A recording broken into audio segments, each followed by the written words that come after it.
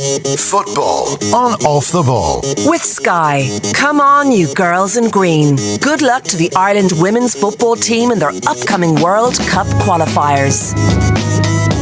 Yeah, very much a case of come on you girls in green. We are live here at Tallaght Stadium ahead of Ireland v Sweden. We're an hour and a half out from kick-off here in the first of the World Cup qualifiers. It's an absolute belter in store this evening. It's pretty cold, it has to be said, but we're here in the warmth of the studio looking out at the pitch, and I'm delighted to say we're joined by a star-studded panel as well. We have on our panel this evening to look ahead to the game and to preview it and predict, I think, folks, exactly how this Ireland team are going to get on. We've Ruth Fahey, we've Emma Byrne, and we've James O'Callaghan as well, manager of Piedmont. You're very welcome. Thank you. Thanks, William, for coming in. I'm delighted to be in here out of the cold, I have to say. Nathan's out in the press box getting ready for commentary, full live commentary, by the way, as well, from 7. And he's freezing out there, but it's probably the place for him. And I should mention as well, right off the top, that we're here with thanks to Sky, who are a proud primary partner and supporter of the Republic of Ireland women's national football team. And we're going to get straight into it. There's plenty to talk about. There's Katie McCabe that seems to be occupying most people's thoughts over the last few days and weeks indeed, and plenty more as well. But off the top, Emma, we'll start with you. The Australia game seems to have provided a bit of positivity, I suppose, in the lead into the chat. We're trying to figure out exactly if that's real or not, but certainly a little bit of a positive bounce heading into tonight. No, absolutely. I mean, it was a fantastic result against a top team that have qualified for the World Cup every single time. So, you know, it was a fantastic result for them, and it was a result that they didn't expect. Nobody expected them to win. Maybe draw, but definitely not win. And, you know, coming off that win, the confidence is definitely going to be high, and they'll be going into this game, you know, thinking that they can get a result, and that's the main thing. That's the big thing. Yeah, we're limited somewhat, obviously, in terms of the crowd tonight. Ruth, 4,000 in tonight because of guidelines, but like that positivity, the bit of a good crowd in. Even talking to people, the conversation seems to have moved on around this team about people are really engaged by who's playing, what position they're playing. The narrative around the whole team seems to move in, but are you feeling that positivity? Yeah, I am, genuinely am, and like it's just amazing what a win can do, isn't it? Because before that, the whole narrative around the squad had been negative, and rightly so. I think it was 7 defeats on the trot. But what the win against Australia did was it's lifted belief, and not only for the players, because that's absolutely massive, but as you say, for the crowd, and as you say, people are asking questions now, and that's what we want. That's what we want people to be looking at, start analysing the team critically, to you know, give the team the attention that it needs to actually get through, because ultimately we're trying to qualify for a World Cup here, and we do need the crowd and the belief behind us. Yeah, and positivity is never as high as just before the campaign begins, James, and somewhat justified maybe given some of the quality we have and that result obviously, but I was really impressed with the Australian performance, because up to that they'd probably been struggling. They'd lost a lot of games, you know, but the actual quality of the play, how they were set up, you know, how they kept possession, they had an attacking threat up front, you know, defended set pieces really well. So I was really, really impressed with it. And, you know, there was probably question marks probably before that, going into that game, about taking on better opposition. But, you know, Vera, I think, was vindicated to a degree after that Australian game. So it's just a matter now, can they do that against a top side like Sweden? So, and that's really the big question, isn't it, as to whether that playing that quality is going to pay off now tonight, and then obviously into Finland as well in the next few days. Very few better teams, Emma, than we have we're going to see here tonight. No, absolutely not. And, you know, the girls aren't naive. They know exactly the quality of the team they're playing against.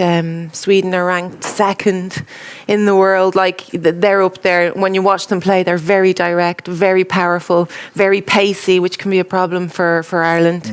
But, you know, that's how the draw went. It's a very tough group. Finland as well. They're very, very good, very physical. But, you know, again, going back to the Australia result, beating Australia 3-2, scoring 3 goals, which is something we haven't done in a while either. And, you know, it's just the confidence. They'll be starting on the front foot. I don't think they'll be sitting back as we've seen Irish teams do before. I think they're going to put pressure on Sweden. And Sweden have said it in the media. They don't want to play Ireland. They hate playing Ireland. So I think that, again, is another confidence booster. Yeah, and I know one of the pieces I read during the week said that they were most preoccupied by having not as many nominees for the Ballon d'Or than they would have liked. So they're definitely preoccupied by other things than we are. What's all of your senses of what represents a good outcome tonight?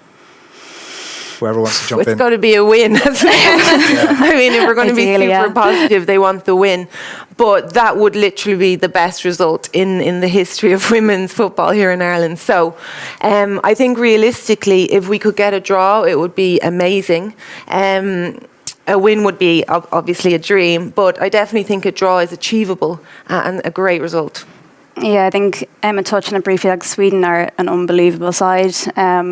Unfortunately, we're meeting them when they're at a very strong point as well in their own development. You know, I saw them play in 2019 in the semi-final of the World Cup against the Dutch in Lyon, and they were obviously incredible, but they fell a bit flat. And from then, 2 years on, they competed this year at the Olympics. Obviously, went out just on a shootout to Canada.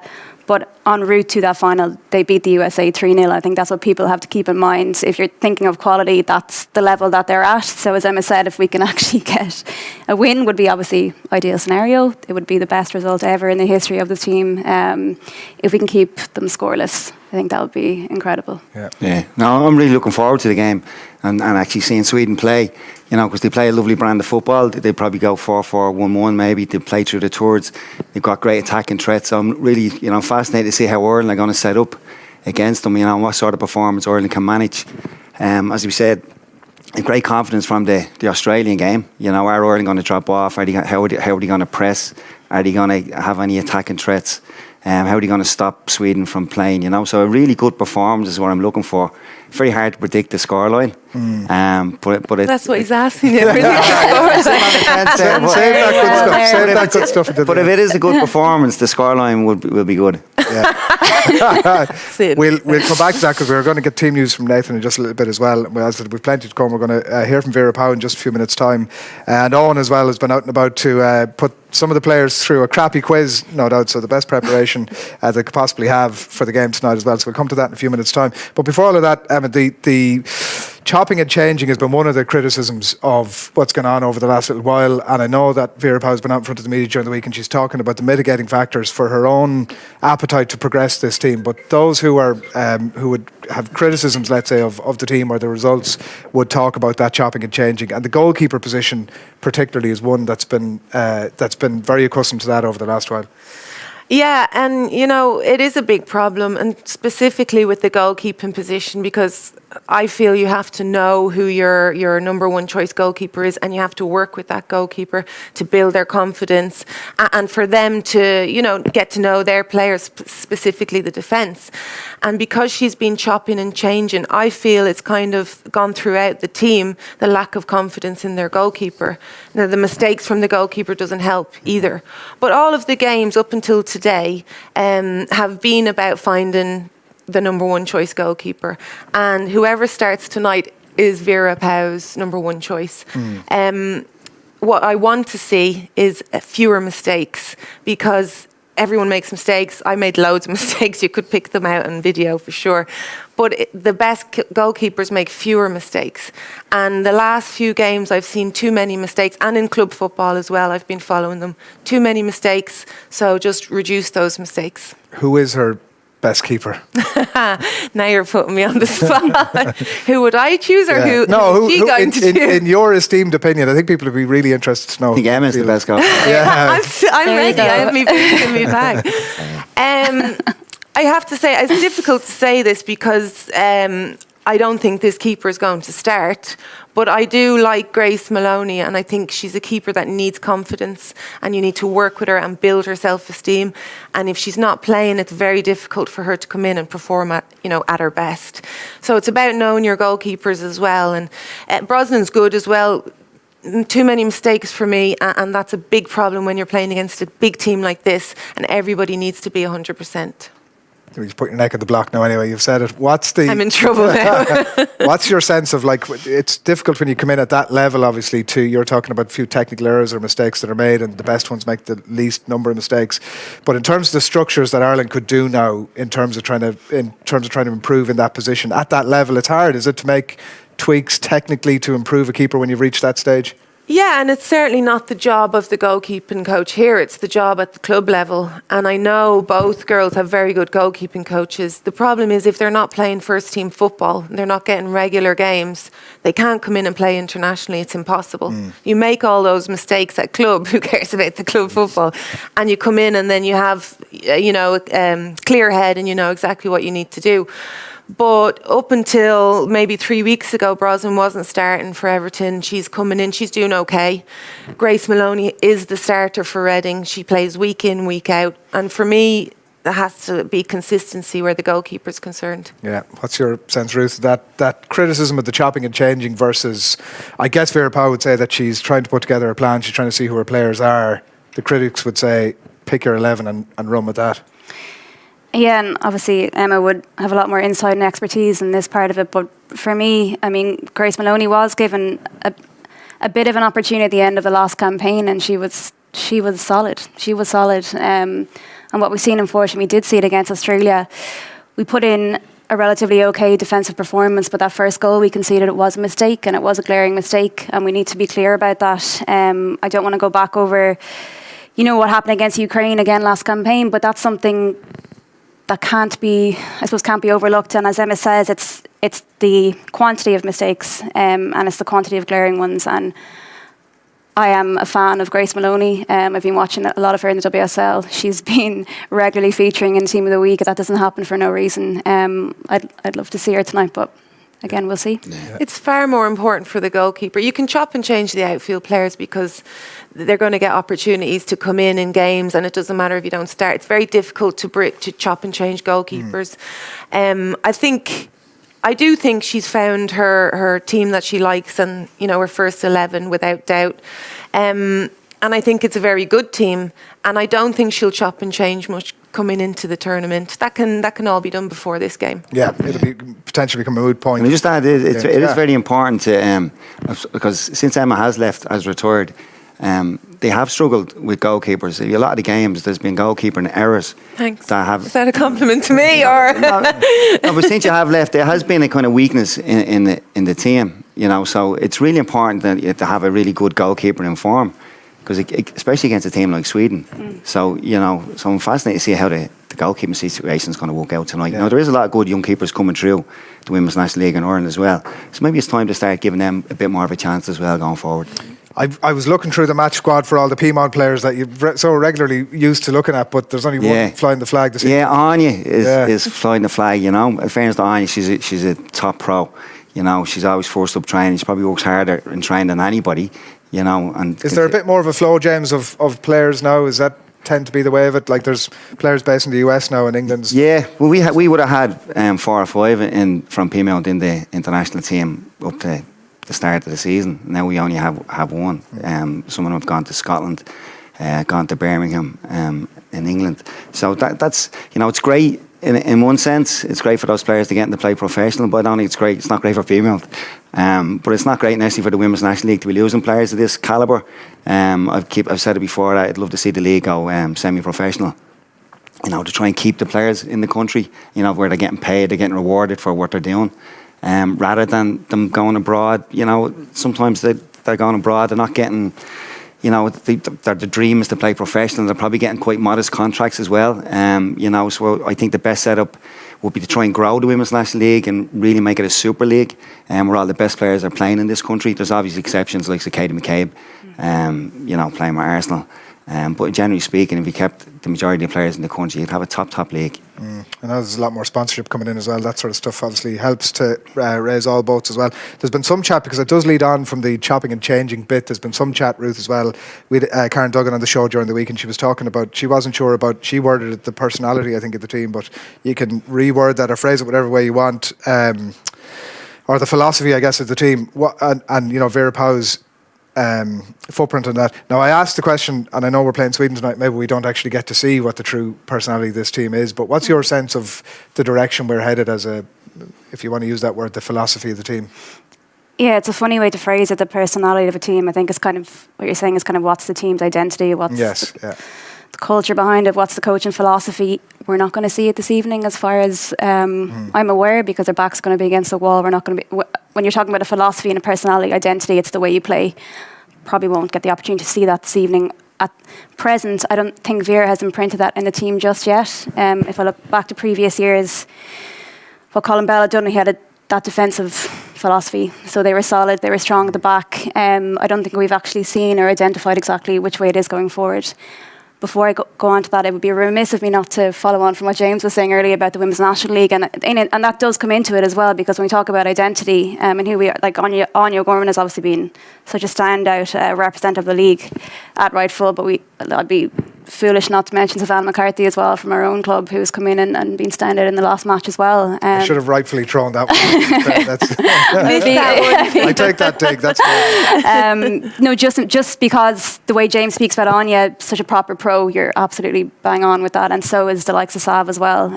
She's just been a standout leader for us, and to see the likes of her be selected as good enough to get into the team in the last game, and actually I think she had a nervy first 45, but she kind of settled into it in the second half and showed. And I'm fascinated to see the starting lineup tonight, especially the back three and that back five, the two wing backs if they are shaped up that way. There is space in that identity for our domestic league as well, but if that's going to be the case, we have to look after them, and that's true. And Sav, in fairness to Sav kind of went off the radar there the last couple of seasons, and for me she was one of the best players. We're on Anya, but two of the best players in the game against Australia. So her form in the Women's National League this season has been really, really good, and she didn't look out of place against Australia, so hopefully she's playing tonight. Yeah, 100%. I think even the fact that Vera's using the three at the back and the wing backs, that's an identity in itself. I mean, they're very defensive, but I do think she wants to push forward. I do think she wants to put pressure on the opposition. And the fact that she has wing backs and allowing them, like Katie McCabe, for example, could play as wing back as full back today in the 5 across. She'll play defensive, but Katie being Katie, she'll push on a little bit, and that's given her that free role. So for me, I think Vera is being a lot more progressive and attack-minded than we've had before, because we were talking about defence the whole time. Colin Bell, with all the managers, we had to be very defensive. But I do get a sense from her that she's trying to push the team forward, trying to put pressure on the opposition, and try to play a little bit higher up the pitch, which I think is quite exciting. Yeah. It would be good to see them continue the type of style that they played against Australia. As I said, they kept possession really good. You could see like an identity starting to shape in that match. So if they can build that going into this game, it would be really good to see, because I said they were very compact. They kept the possession really well. They defended their set pieces really, really impressively, and Heather Payne up getting in behind the opposition as an attacking threat was brilliant to see. So you'd like to see more of that tonight. Yeah, and the importance of Louise Quinn as well. Like, I think when we talk about that, the keeper in that back three or back five, the importance of her, and that she's back to being Louise Quinn in so many ways. That she was in the Sky Team of the Season, I think, recently, that was named last weekend. But she's back at her best. The importance of her, Ruth, to that Irish defence. Yeah, I was listening to I think it was a women's football podcast recently from the UK, and the question was posed: do you think Louise Quinn is currently carrying the Birmingham side? I just thought that was amazing to even have. The fact is that she's been considered in that calibre is incredible, and it's testament to her form at the moment. She is leading that side, and when she's in that back three, back five with the likes of Sav beside her, that Sav will be fine. It doesn't matter, she's been for a couple of years, because Louise can drive her and she can lead that team. She's scoring goals as well. Obviously scored the winner against Australia, so it's huge to have your central defender in that position in the form that she's in is absolutely massive. And again, if she can bring that forward, as James said, to bring forward it's game. Just as good as having an extremely fast centre forward. When you've got Louise in the team, everything aerially is covered. Right. You don't have to worry about that, even attacking. We've got a great chance if we get any kind of set piece near the opposition's goal, there's a great chance of scoring because of Louise, and it's just a great lift for the team as well. Yeah, I think Louise actually, this game could probably suit Louise, for a centre back, because she's playing with Birmingham now. They're kind of having to drop off and defend. I could probably see a similar game tonight, and it could suit Louise. So she's not really worrying about balls getting in behind because they probably won't be pushed up that high.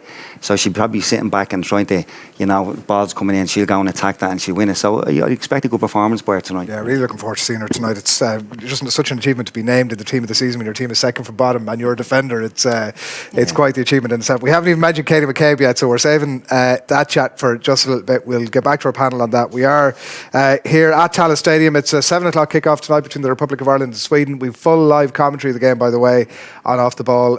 Nathan Murphy and Emma are going to be taking us through that from 7 this evening. Nathan's going to be in just a little bit with the latest team news as well, so stay tuned for all of that. And we are here with thanks to Sky, who are a proud primary partner and supporter of the Republic of Ireland women's national football team, and our panel, of course, as well. James O'Callaghan, Ruth Fahey and Emma Byrne. And we're back with more chat.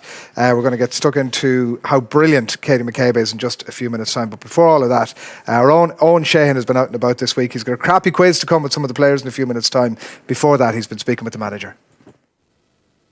You mentioned the penny turning around. Has that moment happened? Is there a specific moment, maybe Australia, where you start to think, okay, this is happening? We felt it like that, yes. We can only see now against Sweden if that was the case, but we felt that we really needed it, for ourselves especially, to have the confidence that this path is the path that we really choose with each other. And both staff and players gave it that boost that we keep going on the way that we've chosen. We've been discussing with the players to play higher opposition, the risk of it, but especially the benefit of it. And everybody bought in and everybody wanted it like that. So we were strong as a team against the criticism, but it's good. We needed this moment before the campaign started. When you talk about going in that one direction, does that involve a style of play and a philosophy that you believe this Ireland team should be playing with? Yeah, my philosophy is that you get the best, how simple it sounds, the best out of your own players and eliminate the strength of the opposition. And if the opposition is ranked much higher than you, of course their strengths are bigger to fight against than how we can benefit from their weaknesses, even though we always find that and try to play that. And that is why we're growing. But while being under that pressure, we grow under those moments as well, our defensive moments. And what you see is that we can make better choices, that we're more flexible, and flexible in playing different team organizations, but also flexible in the acting in the football situations themselves. You could see that on players doing one step left or right or back in the way that they deal with situations. And you can only learn that against higher opposition. And also through volume of games, I presume. If decision making is a key part of what you want to instill, getting as much time as possible with these players, I assume, is essential to that. Yeah, but don't forget, between the Iceland game and the Australia game, we didn't see each other for 4 months. The situation at the moment for national teams at our level, where we haven't played finals yet, is that we miss 6 games a year because slots have been taken out by FIFA for Champions League games. But our players, only a few of our players are in those Champions League, Katie McCabe, for example. So that means that we have to congest everything in those few days. And therefore we also work with the players, especially the players who do not play that much, out of camp, with video clips, with phone calls, with Teams meetings. And when necessary, only when necessary. And that helps us growing, not only the players that play, but also the players that are either on the fringe or on the bench, because everybody is growing at the moment. You mentioned that they're growing and the team is making progress, but do you think if you had those 6 weeks extra, the progress would be quicker? Of course, it's 6 games. And 6 games in a year under that pressure is a lot. I've been discussing with UEFA if there's a solution for it. I have said that it might be a solution to open up a few of the Champions League slots for friendlies, international friendlies, and without the Champions League players, of course, because it's a Champions League week. And let's see if that suggestion gets some ground, because if you want to avoid that the gap gets bigger between the top nations and the second tier, is that the right word? We're just knocking on the door of the top nations.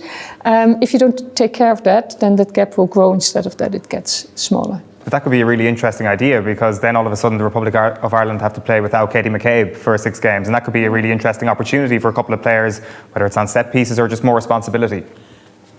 Yeah, I think the last one especially. It's not that it's interesting because she's not playing. It's interesting because we have another game then under pressure.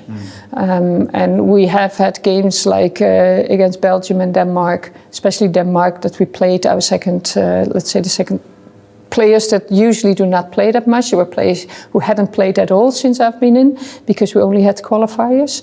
And even that game, or also that game, let's say it better, also that game we played again better than the previous game of a few days earlier with the players who were playing regularly. And that is something that I always emphasize. If you say one philosophy for me is that the lineup players are as important as the bench players, are as important as the players that are at the home base session. Everybody gets the same attention or even more attention from me if they need it. When it comes then to the pathway of a few of these players, obviously it is fantastic to see some of these players in the Champions League, and it's a great thing, there are so many different leagues represented in your squad this week. Have you got a handle on what pathway is most beneficial to any of these players at the moment? It's very individually. If you see Savannah McCartney coming in, she is coming out of the WNL. She was involved 5 years ago, got an injury, but really want to be involved again, starting to train with boys a few times a week, putting everything in to get on her own level and even better. She jumped in the squad because suddenly she came out of the home base session, first out of the Women's National League, the scouts reported her, then in the home base session, and she did so well that she came into the Australia camp immediately in the lineup. So it's not only the international competition, it's about the investment that players make. And the investment needs to be at high level. So if you do not get enough pressure during the week, maybe only 2 times at your club, or 2 training sessions at your club, you need to find it elsewhere. And she found it like all of the Irish players now in mixed gender training, and that tremendously helps. Is that something that you see as something that a lot more clubs should be doing going forward? Well, almost all home-based session players have found their place already. Right. So it's very regular, it's very common now, and any player who's not doing it yet, she needs to find it, because otherwise you cannot catch up. Yes. Under 17 has now won from Norway and won the whole group with 3 wins, also Bulgaria and Hungary, but also won from Norway, top country, especially at youth football. So it shows the path that we're on. It shows the togetherness with all the national team coaches, with the ETP centers, and it shows that if you have continuity in togetherness and having a philosophy in getting those players to a higher level, that you get there. For sure. This camp then, is it a vibrant place, considering you've got so many different players from different leagues playing different brands of football all the time? Well, we always have the first day, we give some more space, that players see each other again, exchange experiences, chatting, enjoying, because it's Ireland, it's their home, it's their roots. So all the players love to be in here. And the first day we always have a bit of more space for that. It's been really interesting watching your era as Ireland boss. I think what's happened is a real wave of support has increased with the team. Obviously, as many tickets as could be possibly sold this Thursday have been sold. We also remember the heartbreak, I guess, from the last campaign, the Ukraine game in particular. How much have you and the players channeled that into a positive, I guess, reason to go that extra mile over the course of this campaign? Well, I think that was especially at that moment when we realized that because of ourselves we didn't qualify, because of an own goal, missing a penalty kick, missing chances on the goal line, cleared of the goal line, against an opponent who actually didn't have anything to say against us, even though they were higher ranked.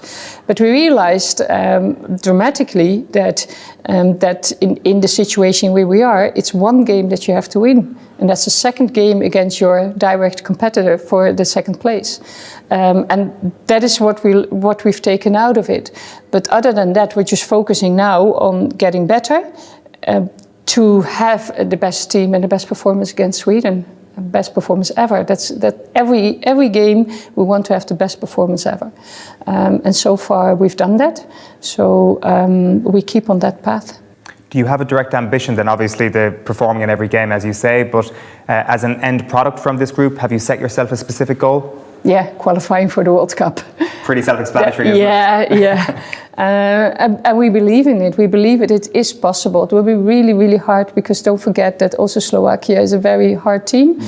Finland is ranked much higher than us, but Slovakia only lost 1-0 and 2-1 to respectively Sweden and Finland. So losing points against Slovakia is also an option. Probably those games are the most important for us, our games against Slovakia, because the games against Sweden and Finland will take care of themselves. Yeah.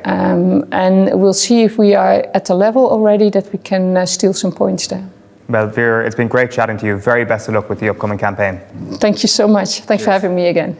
Yeah, that's the Republic of Ireland manager Vera Pauw in conversation with Owen during the week. We are here at Tallaght Stadium in the build-up to the Republic of Ireland against Sweden. The first of the World Cup qualifiers. Kick-off is an hour away, and we're here with thanks to Sky, proud primary partner and supporter of the Republic of Ireland women's national football team, which Nathan Murphy has been named in the last few minutes for this evening's game. Yeah, sure has. I know you were talking about the goalkeeping position, and Courtney Brosnan keeps her place in goals after her performance against Australia.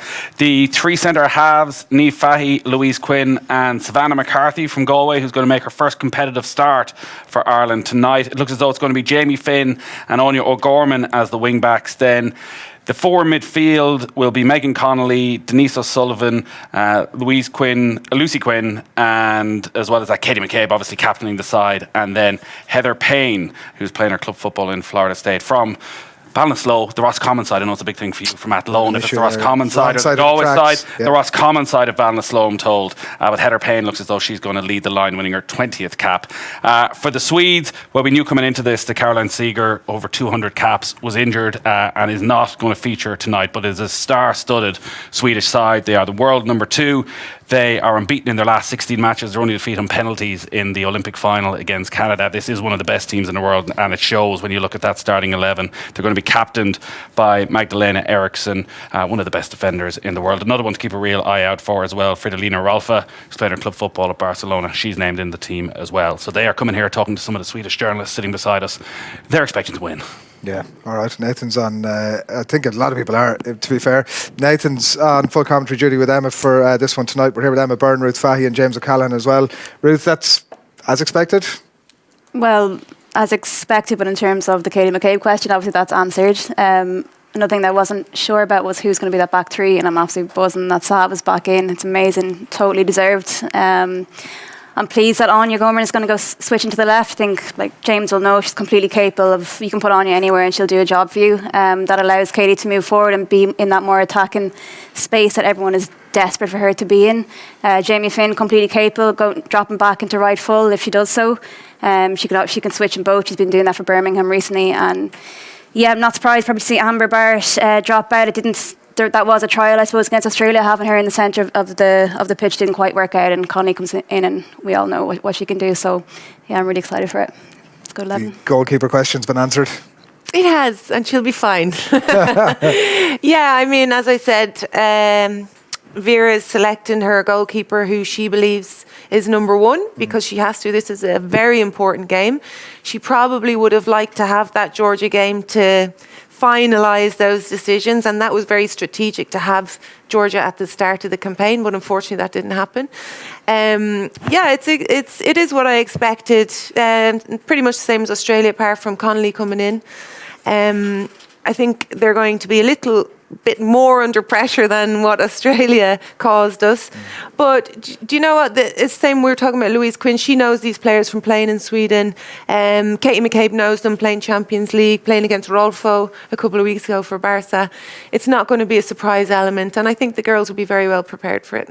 And that shape, James, you expect that, like the Katie McCabe question that Ruth mentioned, that the full-backs are full-backs rather than bombing on too much? No, I think it's a good selection. It's quite similar to the Australian team.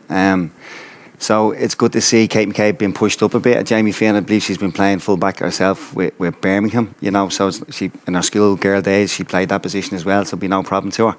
Good to see Anya in there as well. You know, obviously Amber has lost out, Connolly's come in.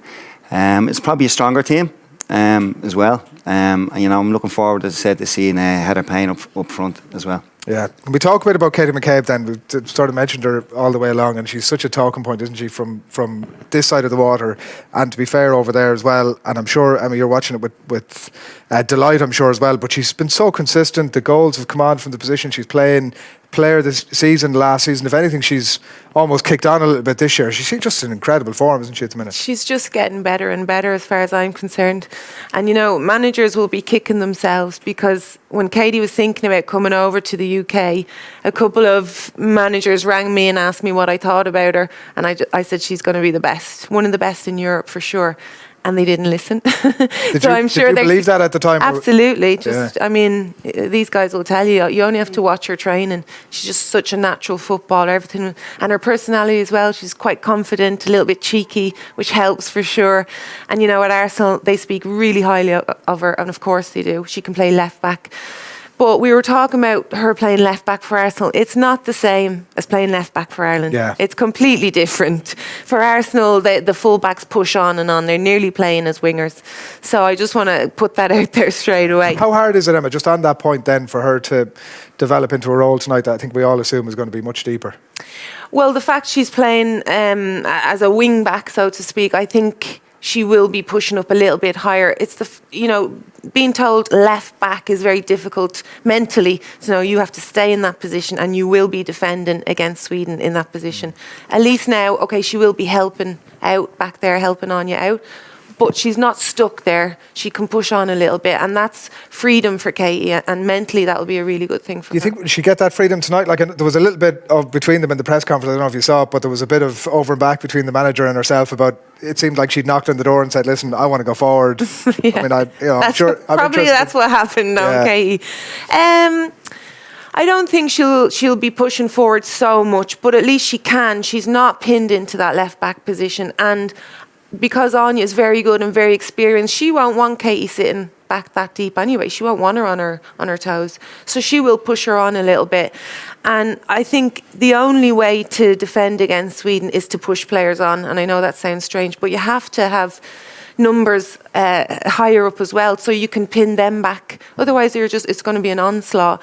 And I think they'll be very wary of Katie. I think their pre-match will be all about Katie. So I think if you can push her up a little bit, at least you'll pin some of their players back, and they won't be pushing on so much. If you were setting up tonight, James, would you? Yeah, logic? I'd probably have Katie higher up the pitch. She's probably not an out-and-out natural defender, so she's more of an attacking player, obviously. But I remember Katie when she played with Shelbourne before she moved across. She was a top player in the Women's National League. But just for younger players as well, it's important to be aware that when she did go to Arsenal, first of all, she probably struggled for a while and she had to go on loan to Glasgow as well to rediscover her form. And then when she came back then, she was just phenomenal. She's been absolutely brilliant. She's scoring goals for fun. And, she's a very important player tonight, not just from the general play, but from set pieces. If we get a good free kick and close to the goal, she's liable to score. Yeah, she can score whichever way you want as well, Ruth, can't she? Some of the evidence of the goal she scored already this season. Yeah, she's been amazing.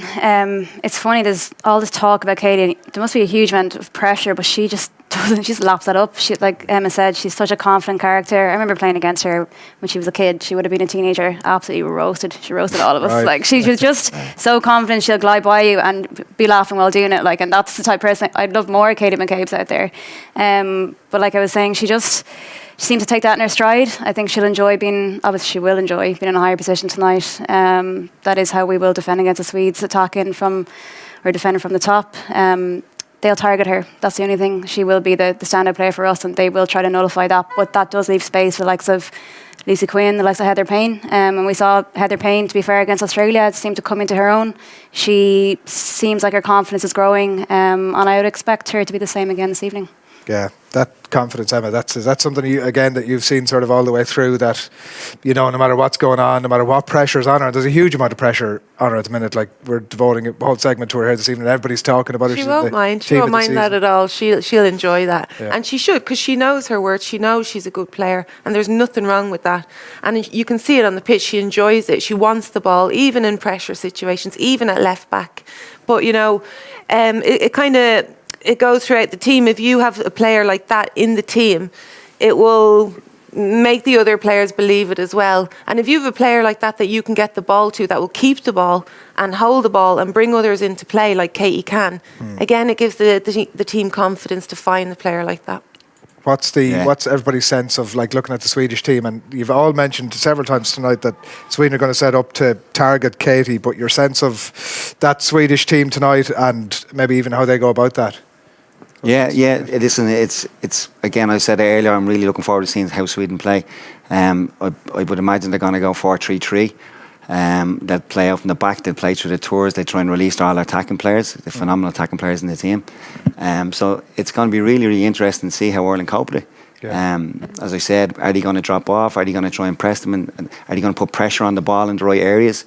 Because if they don't, Sweden could really hurt us, So it'll be interesting to see.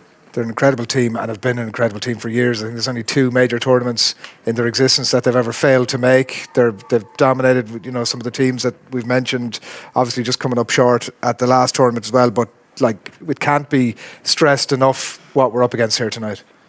Yeah, and I mean, they're missing their captain Sager, they're missing Real Madrid player Asmani, and that doesn't even affect the narrative whatsoever because that won't really stop them, to be honest. The likes of Blackstenius, Jakobsen, Hertig for Juventus, they're a formidable side.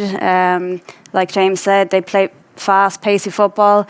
It's a 4-3-3, but they're also fairly lethal on the flanks. I would expect them to have much possession tonight. And it's all about their front 3 or front 2 if they play a 4-4-2, and the right side. They're extremely good at playing out from the back down the right, and that's probably why you're going to see Anya over on that side to cover their right side, because they're very dominantly play on the right hand side, very, very quick, and it's all about how Blackstenius plays and Jakobsen, who I think will play on the right.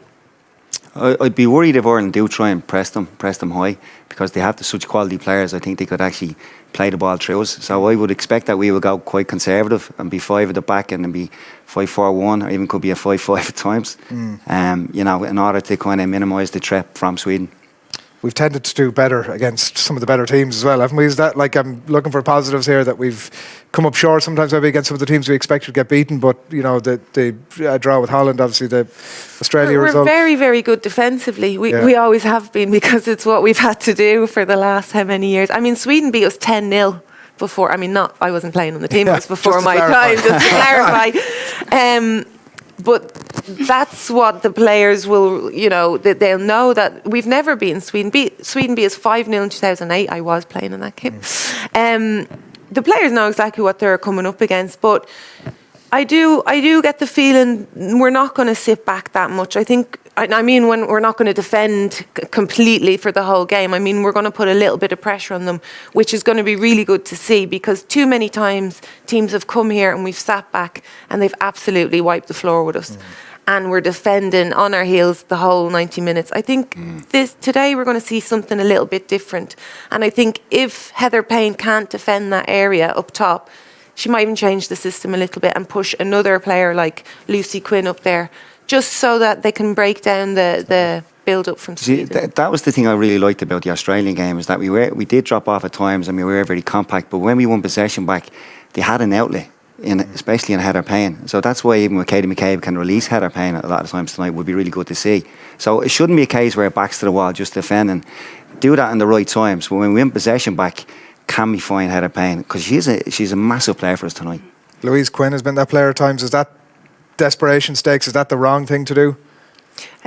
She's been that outlet player at times. She's been the player that we've looked to maybe put up top at times. Louise Quinn at times, I think. I never liked that. That's kind of like what Barca were doing a couple of weeks ago, put PK up there and tried to just put the long balls in. And we've seen that as well too many times from us. When we can play football, we have the players. Certainly now, maybe not before. We have the players to play football, to keep the ball on the ground. And yes, of course, if we get a set piece, then Louise is a brilliant outlet. but not as a tactic. As a design. Yeah. Shane Duffy has tended to do a lot of the same thing, isn't he, as well, for Ireland? So if we get to that stage, hopefully we don't get to that stage. Right, we're 45 minutes out from kick-off here. We're at the Tallaght Stadium. It's the Republic of Ireland against Sweden. It's the first of the World Cup qualifiers, and the atmosphere is building nicely. I don't know what it's like outside. I know the players are out warming up, people waving up at us. How are you getting on? And the Ireland team have been out and about waving up at Emma as well. So it's all going off here. It's pretty cold. If you're on the way down, make sure you've got a hat on. But it's 45 minutes to go for kick-off in this game. We are here, and you're watching us live across the OTB Sports social channels. Here with thanks to Sky, who are proud primary partner and supporter of the Republic of Ireland women's national football team. I know a lot of people have been hanging out for this one. We're going to get the panel's prediction in just a couple of moments' time, exactly how they think this is going to go. But a lot of people staying tuned because they're interested in this next segment. Owen's been out and about, we mentioned during the week, at the team hotel, getting a bit of a sense of what's going on. He's been speaking to Vera Pauw. We've had that. Some would say that it's a challenge tougher than tonight's assignment against Sweden. We subjected 3 of the Ireland squad to the crappy quiz treatment during the week. We're going to jump in here with the quizmaster Owen grilling Louise Quinn, Leanne Kiernan and Megan Connolly. Take a look. Megan Connolly, you are on 1, Louise, you're on 2. Leanne, to level it up and to go joint top of the table, which of the following players has the most Irish caps? A.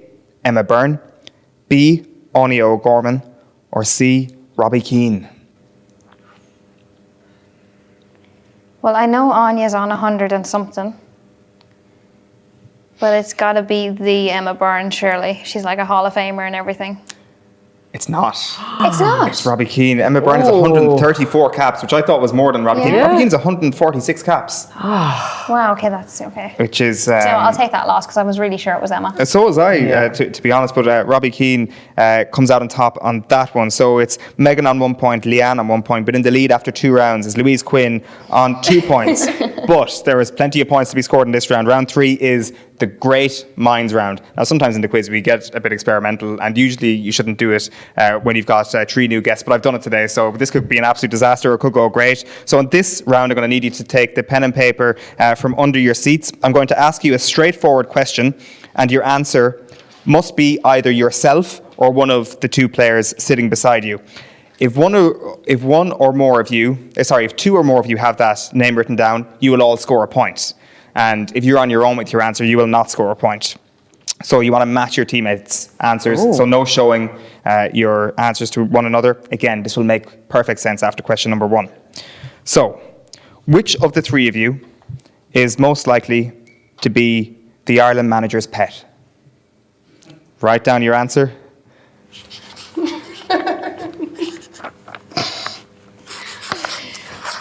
Leanne is ready. Megan is ready. Okay, I'm not ready yet. No, you're not ready yet? Yeah. We both know who it is. Thinking about it. Oh, this is obvious, is it? Yeah. Okay, well, you can reveal your answers. Who have we got? Meg. I said myself. Yeah. Megan, well done. I mean, you're all scoring points there. Straight away. I was writing it down as you said it. Okay, question 2. We've got 5 of these. Okay. Oh yeah, it needs to leave space then. Yeah, Question I'm just taking over half 2 is, see, just 1 sheet of paper. We're good with the environment Yeah. here. A scenario for you. The sub-goalkeeper has just got sent off. Which of the 3 of you is going in goals? Oh, that's actually a tough one, isn't it? Which one of the 3 of us is going in? Okay. Are you all ready? Terrible handwriting. Who have we got? Lou. Oh, I backed myself. She's got the Knees in height. the back line. Good in the air. She puts me up front. She might as well put me in goals as well. Puts me up front. I'll go Jack of anywhere. all trades out Anywhere here. you need me. Yeah. This is, I hope I haven't tempted fate here now, and then on Thursday night there's like a massive brawl at a Ross. I'm like, no, I'm the Louise, goalkeeper get here. Question number 3. Which of the 3 of you is best at Gaelic football?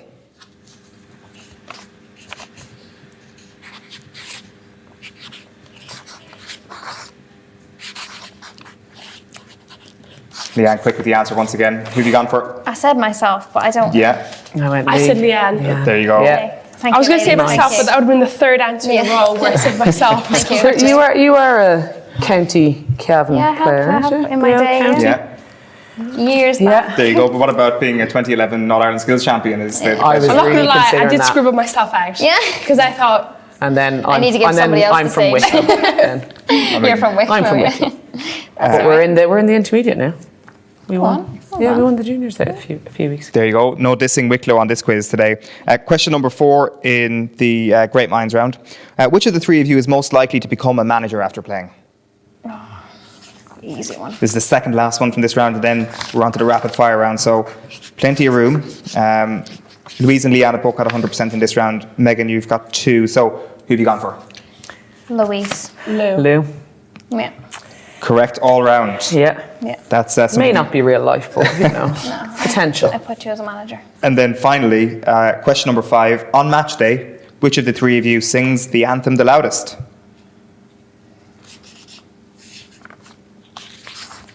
Would have been an easy one to find out with no crowds over the last couple of years. So, who have you gone for?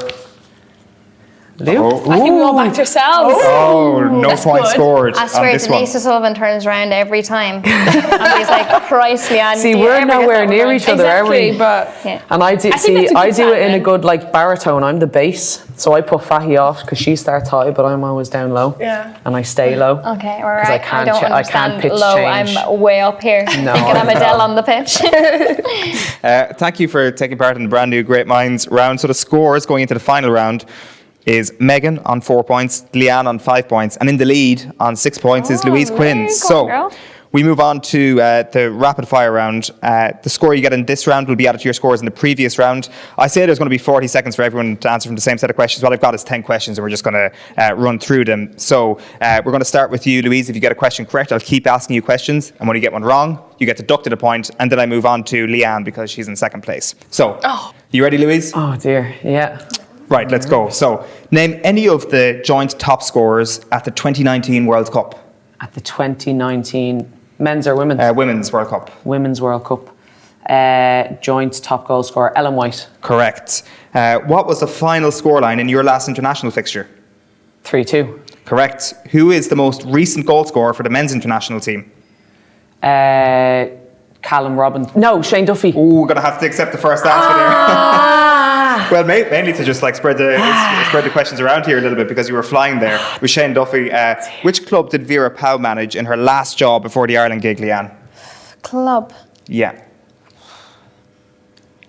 It's quick fire, isn't it? yeah, it's quite slow fire. Houston. I'll give you that, but I'm going to do the next one quickly. Who has got the most assists in the WSL so far this season? Kim Keb. It's Frank Kirby. So Confident there. Sure. Megan, you're in. So Points. at the men's Euros during the summer, who did Italy beat in their semi-final? Oh, goodness. Denmark? It was Spain. Oh, God. Who won the gold medal? Can I pass and go another one? Louise, who won the gold medal in football at this summer's Olympic Games in women's? Yes, it was. Why can't I remember this? Oh my God, it actually has slipped my mind. Canada. Leanne, name the England manager. Serena Wigwam. Correct. Who did Peamount beat in last year's FAI Cup final? Oh my God. Wexford. It was Cork City. And who was the last woman to win the Ballon d'Or, Megan? Oh, was it Megan Rapinoe? It was indeed. So that brings you to 4. Leanne, you finish on 5. Louise, you finish on 6 by the skin of your teeth. You are the crappy quiz champion. Take it away. This is like 2 International Player of the Year awards, but even better. So what do you have to say for yourself? Again, it's going on my mantelpiece. My mum is going to frame this somewhere and laminate it. She laminates everything. What we need to do is like just print off like an A4 page immediately I'd so that we have a love a physical prize. certificate of something, please. We will get it out to you. You've been great sports, Louise, Leanne, Megan. Thanks so much for joining us here in the Crappy Quiz, and best of luck Thursday. Perfect. Thank you very much. Cheers. Thank you. Yeah, Louise Quinn ending up at top of the pile there in the very special crappy quiz. And fair play to Owen out at the team hotel during the week. He was talking to Vera Pauw as well a little bit earlier on. We're just over half an hour ago now to kick off here at Tallaght Stadium ahead of the Republic of Ireland against Sweden in the first of the World Cup qualifiers. We're here with thanks to Sky, who are proud primary partner and supporter of the Republic of Ireland women's national football team, and here with a brilliant panel as well ahead of the game. Emma Byrne is going to be in commentary duty very shortly alongside Nathan. Full live commentary from 7 o'clock. Ruth Fahey and James O'Callaghan as well. And just looking at the one change on the team, by the way, in case you've just joined us, Megan Connolly, who you saw there in for Amber Barrett from the Australia match, and I was struck by Leanne Kiernan there as well, and herself and Amber Barrett on the bench tonight. She's going so well, Ruth, in so many ways, Leanne Kiernan at club level, that almost she would have half expected nearly maybe to been within touching distance of that team tonight, but what's your sense of why she's left out? Or Yeah, I wouldn't have been surprised if she was starting, but at the same time she came on around the hour mark last time, and I think we may see something similar tonight. I think Vera has come to this point through a lot of trial and error, and maybe that would be a bit too much to change that at this point. But what I will say about this evening is that something Vera Pauw does quite strategically is that she immediately sees a campaign and she writes Ireland off as first place. So she did it the last time. She said Germany coming first, Ireland aim for second. She's done it now as well, rightly or wrongly so. But I will say it feels different. It does feel a little bit different as opposed to coming up against a side like Germany tonight. I do have some sense of hope. Right. I do. Yeah. Now, I mean, what's the end point of that? Is that a hope of? We were talking earlier on about, is a draw a good result? What do you think? Draw would be an amazing result. Look, Sweden went and played Slovakia away. It was 1-0. They dominated the whole game, but it was only 1-0. They had something like 44 attempts on goal against Georgia. They won 4-0. So they're not invincible and not unstoppable. I do think they'll probably pip it tonight if I'm using my brain. Yeah, I'm not. please do. Yeah. My heart will try and take over, but tonight, no. You haven't asked me for a predictable scoreline, so I'm not going to give it to you. Go on, let's go there. Let's go there. I was holding off, but let's go there. Yeah. Look, if Slovakia can get a 1-0, my heart says I'd love a 1-1, but I think Sweden will probably pip it. Yeah. What do you think? I think Ireland are going to win 2-1. Go on. Go. Right. Yeah. Give us what do you think? Don't ask me why. Back that up. No, I mean, you heard me before. I think a draw will be a great result as well. But my heart says 2-1. My head says 3-0 to Sweden. Yeah. Like in some ways, even like a lot of this conversation should really be about the next few days, James, in that there's tonight's game and then there's Helsinki after that. Like we should nearly be looking at it in that sense. Difficult when you're so close to kick off now and the positivity is rising. Yeah, well, it's you got to just look at your next game as well. But obviously you have a mindset for Finland game. But I'm looking forward to it. I think Ireland can score. I think they have good attacking players in their team. Even Leanne, who could come on. Again, she's a very similar player, like the likes of Heather Payne. Great pace. So they could cause a lot of damage there. It's just a matter, can we stay compact? Can we defend, when we need to defend? And hopefully get a bit of luck. We're going to need a lot of luck tonight, I think. Again, and they only beat Slovakia 1-0. So my prediction would be 2-1 to Sweden. Okay. Is there any idea that, like, we've been talking a lot about the shape and the formation tonight, but that, like, there is a case of trying to avoid that early concession almost and hold on with a certain shape for the first I think hour. If Ireland can take care of the real key moments in the game, the first 10 minutes, nearer the 45 minutes and then 90, which is where Sweden really do seem to score their goals. I think the in-between times they can hold them off, and if maybe they can get a 0-0. It's going to be difficult. I mean, Sweden score goals, but I do think they have to take care specifically of those times in the game, at the start, the middle and the end. Okay. Well, I think we've got a good sense of what you're thinking collectively. I'm not sure you do, because I've just changed my mind again. And I certainly know what you're hoping happens. Just in terms of the group then, what's everybody's sense of, you mentioned, Ruth, that Vera's been trying to manage expectations almost in that regard. What's your sense of whether we can pip that second spot? Yeah, of course. I think you have to believe that. I think you have to appreciate the progress that has been made as well, and credit has to be given for that. We have to get second. I know Finland are a fabulous side. Georgia, Slovakia. Like, again, we don't want to look too far ahead. We're focused on this evening, but it is really about next Tuesday in Helsinki. But yeah, of course they can get second. That's why a performance tonight is really important. That's why I was trying to avoid the scoreline. But an actual performance, a really good performance tonight, would build lots of confidence going into the Finland game. And you look back at the Australian game, like the amount of confidence that came from that performance and that result was unbelievable, because they'd lost the previous 7 games.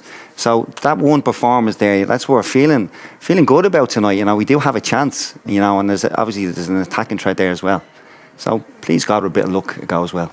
I mean, realistically, that would have been the goal, to come second in the group, the realistic target. So tonight's game is just exactly that. It's about trying to keep a good defensive performance, keep it tight, keep compact. When they do win the ball, can they retain it? But I don't think a win is really on the cards because it doesn't really matter, because they coming second is the goal of this group. You've nearly written off this game in terms of looking at it, with some degree of pragmatism. You're almost writing off tonight's result and hoping that things go our way thereafter. And look, we will hope that's exactly what happens. We're going to leave it there for the minute. Thanks a million, Ruth. Emma, James, thanks a million for joining us. Emma's off up to the commentary position. You've got the warm coat with you for heading up there, have you? I do, and my scarf, yeah. Your scarf, you're going to need all that. It's absolutely freezing out there, but the crowd is starting to come in and the players are starting to getting ready. We're very close now to kick off here at the Tallaght Stadium. 7 o'clock it starts. Emma's going to be in co-commentary alongside Nathan. You can pick that up on News Talk as well. But for now, for the minute, just a reminder before we leave you that we have been here with thanks to Sky, who are the proud primary partner and supporter of the Republic of Ireland women's national football team. For us, for the minute, that's it. Good night. Football on Off the Ball. With Sky. Come on, you girls in green. Good luck to the Ireland women's football team in their upcoming World Cup qualifiers.